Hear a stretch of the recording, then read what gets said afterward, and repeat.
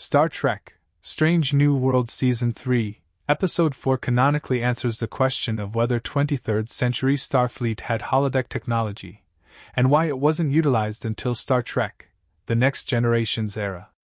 Directed by Jonathan Frakes and written by Dana Horgan and Catherine Lynn. A Space Adventure Hour is a genre-bending, wildly entertaining murder mystery romp, and Star Trek: Strange New Worlds' first ever holodeck episode. Lieutenant La'an Noonien Singh, Christina Chong, is tasked by Captain Christopher Pike, Anson Mount, and Number 1, Rebecca Romaine, to test out Starfleet's new recreation room, or holodeck. Computer. Run program.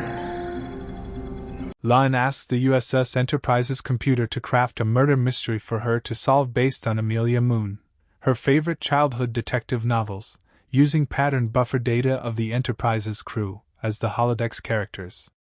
However, La'an soon becomes trapped in the holodeck, which drains the Starship Enterprise of power, potentially sending it into a nearby star to be destroyed.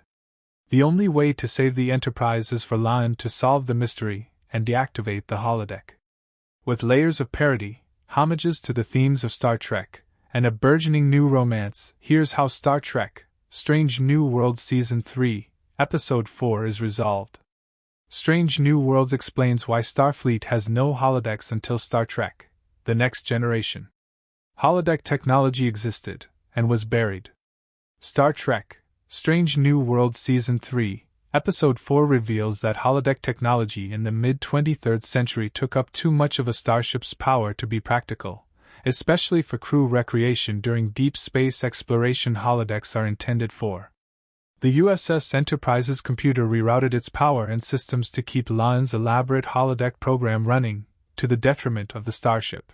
Safety protocols were also disabled, trapping Lieutenant La'an Noonien Singh in the holodeck until she could complete the narrative and solve the murder mystery.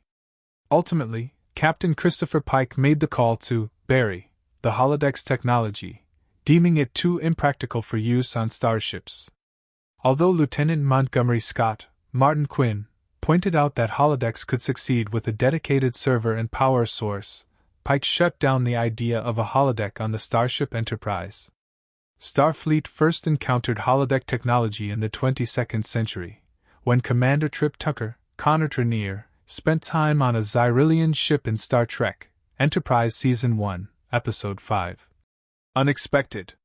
Star Trek: The animated series established that the USS Enterprise did eventually gain use of a holodeck dubbed the Recreation Room. So a new holodeck was installed on Captain James T. Kirk's William Shatner starship years after Captain Pike left the Enterprise. By Star Trek: The Next Generation's 24th century, holodecks were commonplace on Starfleet ships and starbases. Pike simply has no patience for holograms, it seems. Interestingly, Captain Pike previously banned holographic technology in Star Trek: Discovery Season 2. Starfleet widely utilized holographic communications in the mid-23rd century, but Captain Pike had holograms removed from the USS Enterprise after it crashed the ship's systems. Pike simply has no patience for holograms, it seems, and he wasted no time removing the holodeck from the Enterprise. How La'an solved Star Trek: Strange New Worlds holodeck murder mystery. It all came down to Spock. Lieutenant La'an Noonien Singh's Amelia Moon mystery was the murder of the studio head who cancelled the 1969 science fiction TV series, The Last Frontier.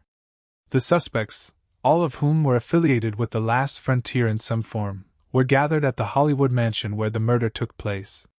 The murderer then killed off producer Sonny Lupino, Rebecca Romaine, actor Lee Woods, Melissa Nevia, and agent Joni Gloss, Celia Rose Gooding, before trying to kill La'an with a falling chandelier.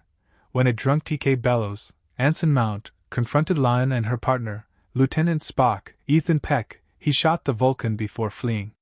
Relieved that Spock only suffered a flesh wound, La'an hugged her Vulcan dance partner, and realized he emitted no body heat.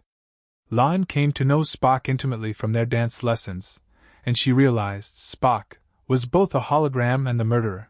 The real Spock never entered the holodeck, and the Spock La'an met when she first arrived as Amelia Moon was always a construct.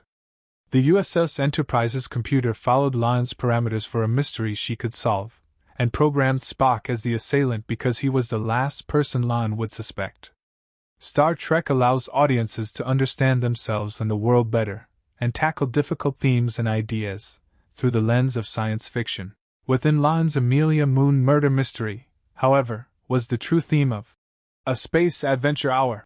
As explained by Joni Gloss, The Last Frontier, i.e. Star Trek allows audiences to understand themselves and the world better, and tackle difficult themes and ideas through the lens of science fiction. This is the true value of Star Trek, and the tragedy of The Last Frontier being cancelled, as that show could have endured for decades, no matter how silly and hokey it was. Scotty has a lot to learn before he becomes chief engineer.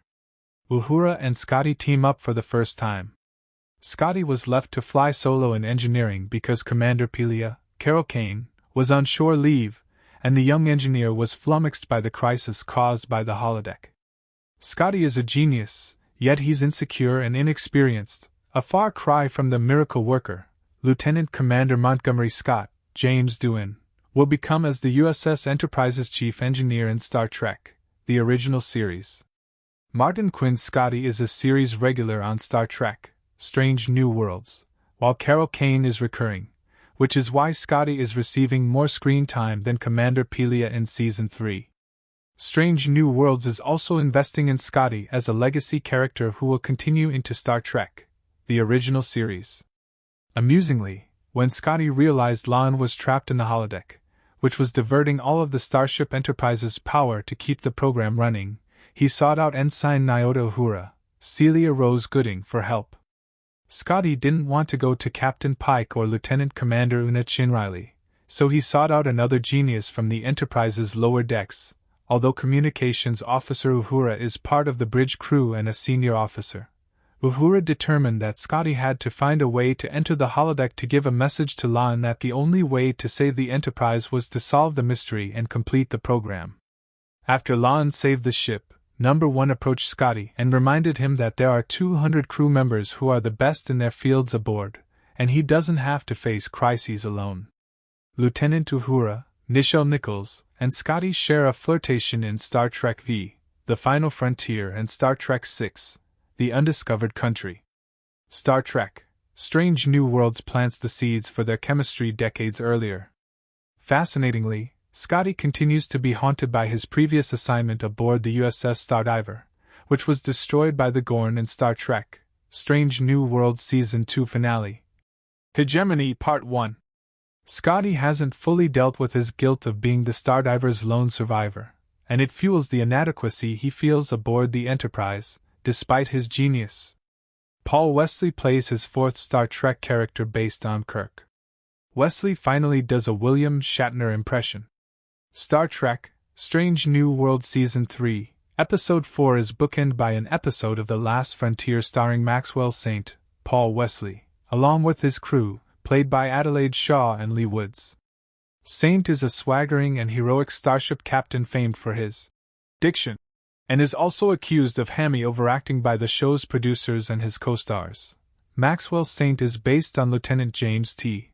Kirk, and this is the fourth version of Kirk Paul Wesley has played on Star Trek, Strange New Worlds. Previously, Wesley portrayed Captain Kirk from an alternate future, then another Captain Kirk from an alternate reality who Lieutenant Lon Noonien Singh fell in love with, and finally, Lieutenant James T. Kirk, the younger version of William Shatner's Captain Kirk in Star Trek's Prime Universe.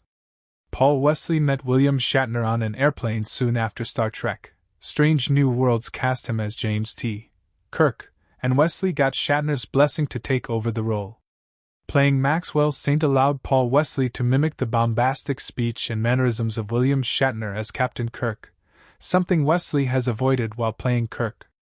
Of course, Maxwell Saint's Captain is a homage and a parody, lovingly poking fun at Shatner's famous mannerisms and delivery. Maxwell Saint is also a parody of an insecure and ambitious Hollywood actor. Interestingly, Paul Wesley has yet to return as Lieutenant James T. Kirk in Star Trek, Strange New Worlds Season 3. Thanks for watching.